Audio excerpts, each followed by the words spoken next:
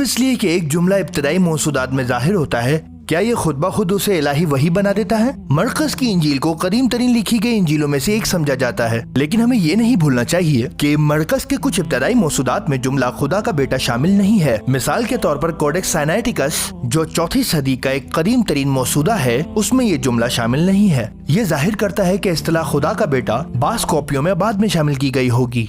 यहाँ तक कि New American Bible Catholic Edition अपने फुटनोट में इसका एतराफ करती है। कुछ मौसूदात में जुमला खुदा का बेटा शामिल नहीं है, लिहाजा ये जुमला ना तो कदीम है बल्कि मतन के लिहाज से भी मुतनाज़ा है।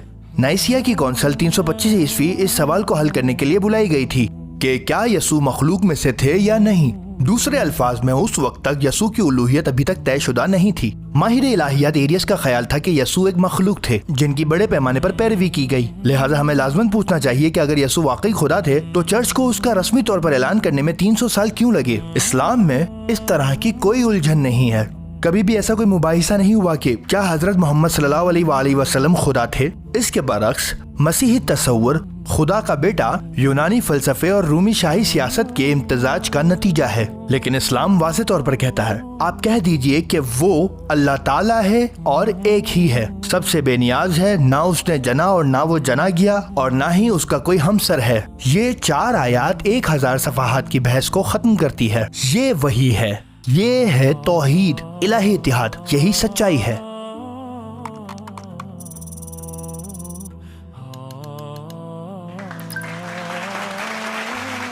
यसू ने बोले हुए अल्फाज के जरिए तालीम दी। उनके शागिर्दों और इब्तदाई पैरोकारों ने उनके पैगामात को ज़बानी रिवायत के जरिए महफूज किया। जल्द ही ये ज़बानी तालीमात लिखी गयी। मसलन पौलुस के खुतूत 50 ईस्वी के आसपास लिखे गए थे। यसू की मौत के तकरीबन 20 साल बाद। तारीखी तौर पर बात करें तो लाखों कदीम मुसव्वदात मौजूद हैं। इनके दरमियान ज्यादातर इख्तलाफात मामूली हैं। हिज्जे के मसाइल या छोटी तफसीलात जिनसे मायने तब्दील नहीं होते। बुनियादी पैगाम तमाम कॉपियों में यकसा है कि यसू मसीह मसलूब किया गया था, मुर्दों में से जी उठे और वो खुदावंद हैं। इंजीलों को आसार कदीमा और तारीख की तायद हासिल है। कोडेक्स साइनाइटिकस 4वीं सदी की एक मुकम्मल बाइबल है। जब आज की बाइबल से मुवाजना किया जाता है तो पैगाम बुनियादी तौर पर एक जैसा रहता है।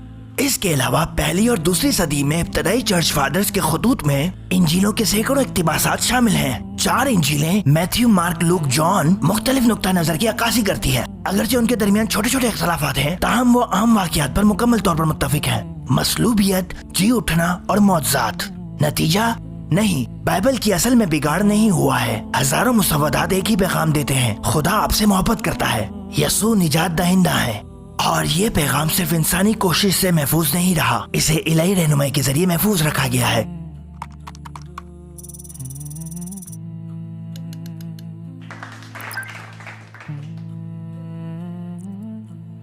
पौलुस के खुतूत जो 50 ईस्वी के आसपास लिखे गए थे, लेकिन हमें पूछना चाहिए कि क्या पौलुस के खुतूत वाकई यसू की जिंदगी, तालीमात और पैगाम को बयान करते हैं, या वो ज्यादातर मजहबी तफक्कुरात, जाती ख्वाब और इखलाकी हिदायत हैं। चारों इंजील के बरक्स पौलुस यसू की जिंदगी के वाक़यात, तमसीलें या वास कलमबंद नहीं करता। दर हकीकत वो कभी भी यसू से जाती तौर पर नहीं मिला। शागिर्दों के साथ उसकी बातचीत महदूद थी। उसने अपने पैगाम की बुनियाद ख्वाबों पर रखी। तो यहाँ अहम सवाल ये है कि हमें किसी के ख्वाबों की पैरवी क्यों करनी चाहिए अगर वो शख्स से कभी मिला भी नहीं जिसके बारे में वो बात कर रहा है। हमारे पास आज जो 4 इंजीलें हैं, मैथ्यू, मार्क, लूक और जॉन, ये नाम रखती हैं, जी हाँ, लेकिन यहाँ एक अहम हकीकत है, ये नाम असल मुसन्निफीन ने शामिल नहीं किए थे। इन्हें बाद में कातिबों या चर्च की रिवायात ने मुंसलिक किया।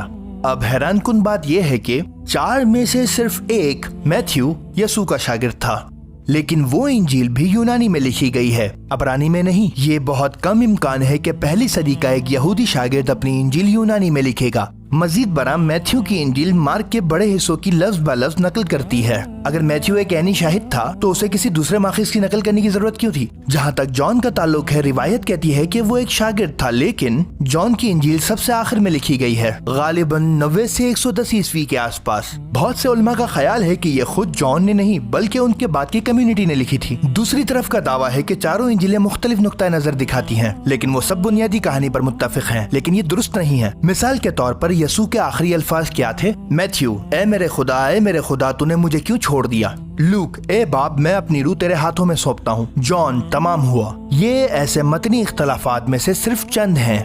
कोडेक्स और चर्च फादर्स मुस्तकिल मिजाजी साबित करते हैं। वो कहते हैं हाँ, कोडेक्स सिनेटिकस जैसे कदीम मुसव्वदात मौजूद हैं, लेकिन हमें ये नहीं भूलना चाहिए कि ये यसू के 300 साल बाद मुरतब किए गए थे और उनमें भी कॉपियों के दरमियान बहुत सी तब्दीलियां हैं। कुछ हिस्से शामिल किए गए, कुछ निकाल दिए गए और कुछ चीजें बस मुख्तलिफ तरीके से लिखी गई।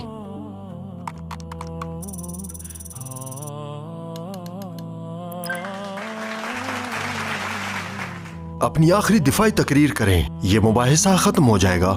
इंजील के मुसन्निफीन की शनाख्त और जबान का मसला। मसीही रिवायत ने 4 इंजील नवीसों की शनाख्त को चर्च की याददाश्त और तारीखी शागिर्दी के जरिए महफूज रखा है। मिसाल के तौर पर लूक पोलो का साथी था, मार्क पतरस का मुआविन था, मैथ्यू 12 रसूलों में से एक था। जॉन ने अपने बुढ़ापे में अपनी तालीमात अपनी बरादरी को इमला कराई और उनके शागिर्दों ने उन्हें लिखा।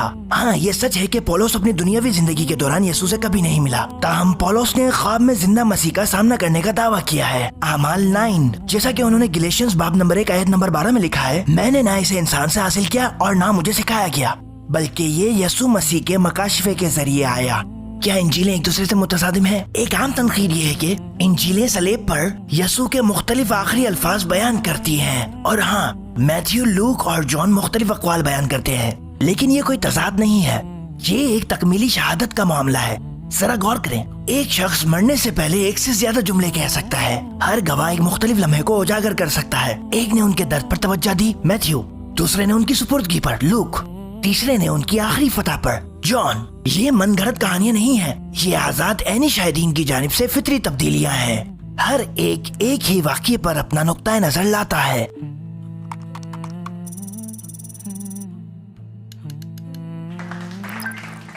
क्या आपके ख्याल में दिफा कायल करने वाला था? ये मजहब तो लग सकता है, लेकिन इसमें सवालात से बचने की कोशिश ज्यादा है।